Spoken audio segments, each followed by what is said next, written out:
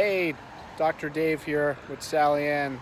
It is 10:15 on Friday night, and we are heading into hospital to go do a newborn adjustment on Miss Sydney.